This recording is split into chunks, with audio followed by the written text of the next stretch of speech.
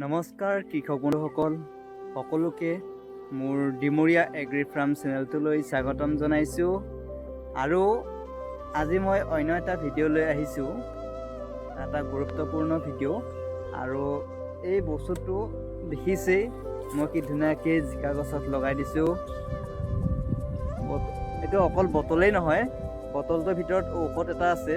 এই ঔষধটো বাৰু কীটনাশক ঔষধে হয়, কিন্তু এইটো কোনো ক্ষতি নকৰে। মানে এই কীটনাশক ঔষধটোতে মানে এটা গুণ এটা আছে, মানে সেই গন্ধটো আমি নাপাওঁ, সেইটো পোক পৰুৱাবোৰে পায়। এই পোক পৰুৱাবোৰে গন্ধটোবোৰ পালে এই বস্তুটোলৈ গুচি আহে।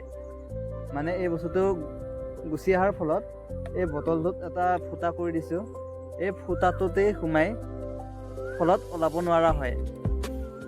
ওলাব নোৱাৰাৰ ফলত পোকটো লাষ্টত মৰি যায়। সেইটো কাৰণে এইটো বহুত এটা ভাল পদ্ধতি। এই বস্তুটোৰ নাম হৈছে লেয়ৰ হয়। ইয়াতে ঔষধ মিহল কৰি দিয়া আছে।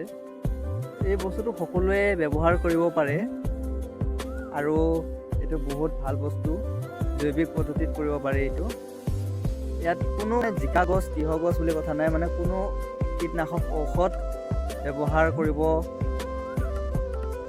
নলগাকৈ মানে স্প্ৰে কৰিব দৰকাৰেই নাই। এই বস্তুটো ব্যৱহাৰ কৰিলে বহুত ভাল বস্তু।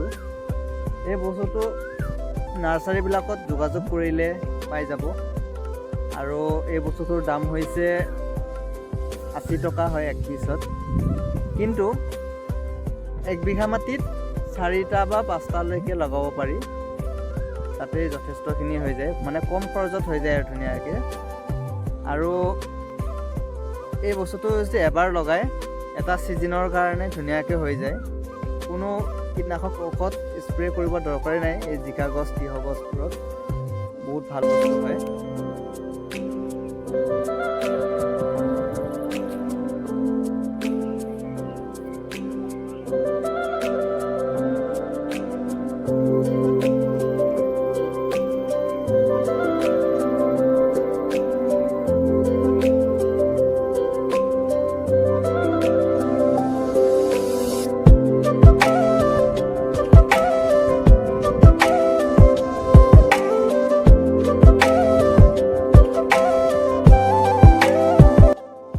ঠিক তেনেকৈ ময়ো লগাইছোঁ, ময়ো বহুতকেইটা লগাইছোঁ আৰু সকলোৱে কৰক এনেকৈ জৈৱিক পদ্ধতিত, যাতে কোনোৱে কীটনাশক ঔষধ ব্যৱহাৰ কৰিব নালাগে, স্প্ৰে কৰিব নালাগে।